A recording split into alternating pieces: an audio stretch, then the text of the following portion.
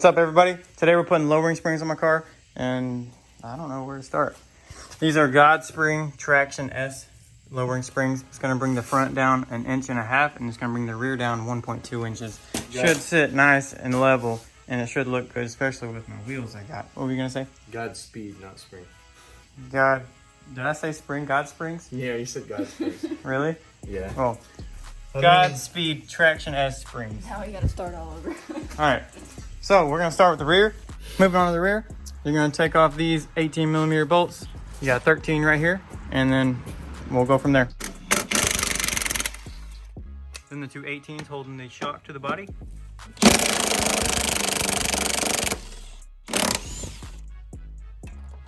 right, then you're able to pull that off, just like so, and then you just leave it. Now, I want to say before you lower the subframe of the car, you're going to want to have a jack or something that will be able to support the weight. And then and you got two 13s holding this bracket on, and then you have subframe bolt, which is, I forgot the size, I'll tell you in a second. But take these two 13s off. All right. And then the bolts that hold the subframe to the body are a 21. 21.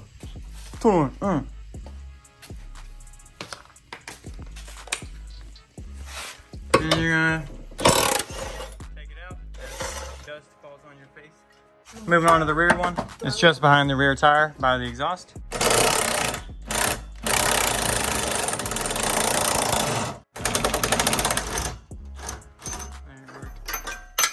Crazy. All right, once you've taken both subframe bolts out, you can see it's obviously lowered.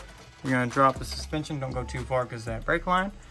And once you go so far, you'll be able to remove the spring.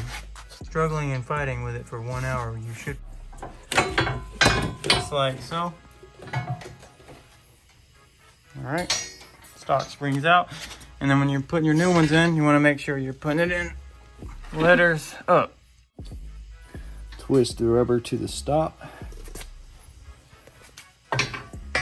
Insert spring without scratching the car, preferably. Without scratching the spring.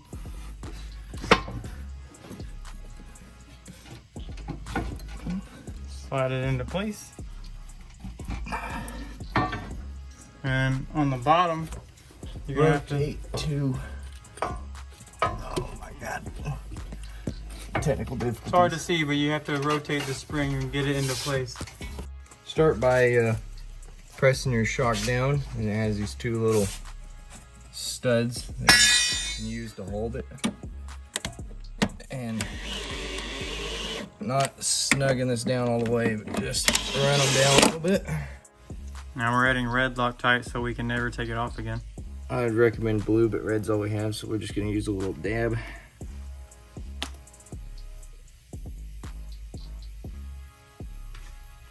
Not like it looks like it had blue all over it before. Reinsert subframe bolt. Gonna have to lift it up more. Yeah. All right, you're good. You're gonna reinsert bracket with two 13mm bolts. And of course, Loctite on the subframe bolt. Rub it in a little bit. All right, you're good for now. Reinsert two 13mm bolts to hold the bracket on. All right, we got the rear back together. We had a little situation with the two 13mm bolts. One of the bolts didn't want to go in, so we ugga-dugged it all the way in. And wheels are back on, and we're ready to drop the back and see how the back is gonna look before it settles. This is a raw, you know, after you drive it, it's gonna settle in for a little bit, but we'll see how the back looks for now. See if it looks any different.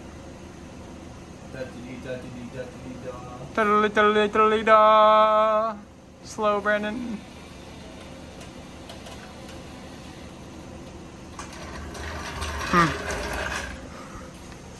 It's definitely lower than the front now, I can tell that. Damn, it's almost like you're on a, you know, you got an actual car now. Alright, it seems low now. Wait, actually, it's, I thought it was, alright, I was sitting here thinking to myself, the front is jacked up. That's why the back looks so low. But it's actually that low now. Yeah. Because earlier when we had the back jacked up, the front was like touching the ground almost. Looking, it's low. Dang. Said I didn't want to put my finger in. Dude, that made a huge fucking difference.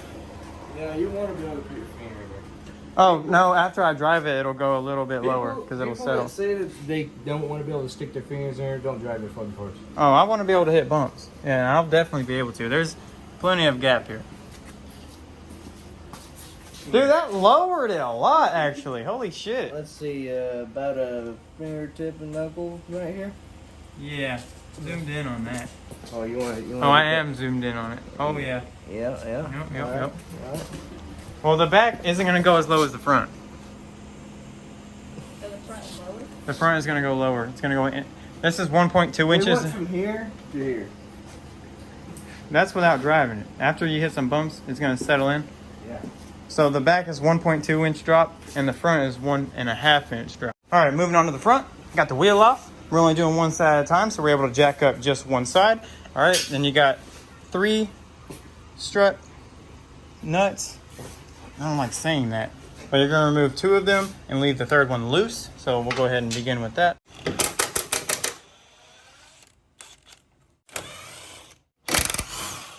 Put those somewhere safe for safekeeping. Don't lose them. Luckily, Ecoboost cars come with convenient bolt holder. Your engine cover holds them, no problem. All right, next you're gonna take off the ABS line in here. You're gonna have one clip right there, very hard to see. You can't see that. And then you're gonna have 2 clips that hold it in. We're fighting the next one. We don't have the correct tools to work on it, so we're make do with what we have. After you got this line taken out, it was a bitch, but we got it. Next, you're gonna disconnect these. Whoa! Disconnect the sway bar end link from the strut. You got a 17 millimeter on the back. Oh, there it goes. All we're doing is just keeping it from spinning on the back side. Next, you're going to take the brakes off, and they are I believe they're 15.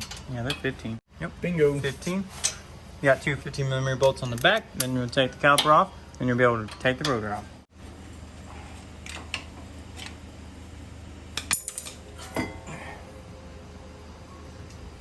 And you don't want to allow the brakes to just hang freely by the brake line. You're either going to want to set it on something or have something hold it up. This is a safety precaution. Screw a lug nut back onto the before you get a hammer.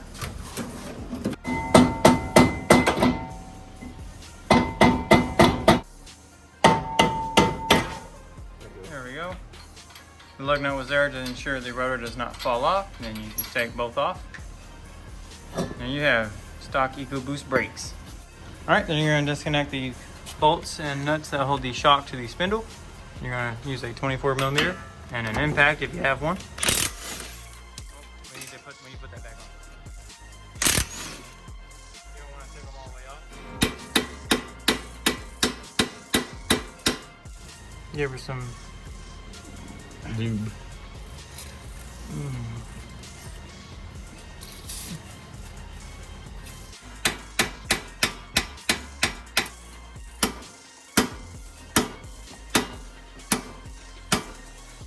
They didn't, did they? Alright, you're gonna have to give us a minute. We're gonna figure out how the hell we're gonna get these bolts out.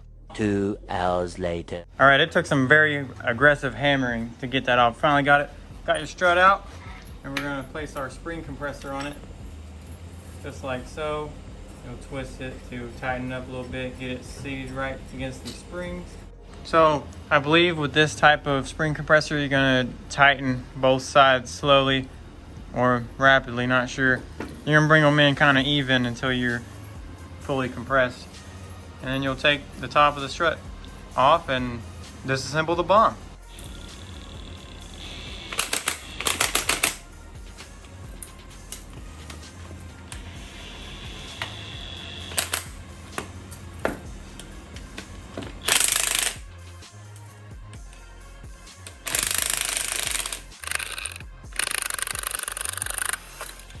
On the factory bump stop, we're taking off the top nipple. I don't know what the hell you call that. The top rib of the bump stop to give it a little more clearance. In this case, I hit a big bump, a large drop in suspension. Don't want to bottom out. Give it just a little bit more clearance.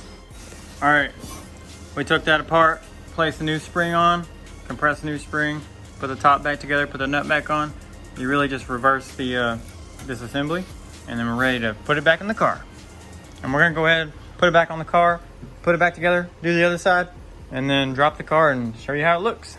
And yeah, the car is filthy right now. I hit one puddle, it splashed mud all over my car. Don't look at it. You guys have no idea how tired we are. It is what, 4 in the morning right now? Look at him. That's gonna be good. But we got both sides of the front done. Or it took very long. The rotor would not come off. We beat on it, hit it, and we damaged it a little bit. Don't talk about it. But now we're finally ready to. Whoa. All right.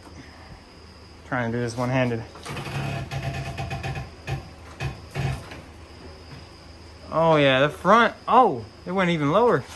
Oh, it almost sat on the jack. Dude, look at that. Look at that, Brandon. You got it over here. When your wheels turn. Like, there. Oh, dude, it's low in the front. Now, when it comes to... Dude, everything in the engine bay, I have to bend over a lot more for it. Like the battery, I'm so much more above it than I normally would be. You know what this really means? What? Goodbye, splitter. Goodbye, splitter. I don't know. How's it? You hit something that's bad. How's it feel getting in it? Does it feel any lower getting in it? Oh yeah, I fell a little bit. Now that I got it out in the light and you can actually see what we got. Look how low it is in the front. I can barely fit my finger in here. Well, actually I can, perfect. But down here, it's close and it stops. I think the other side is even closer. Yeah, my fingers won't go in. Oh look, it won't even go in right there.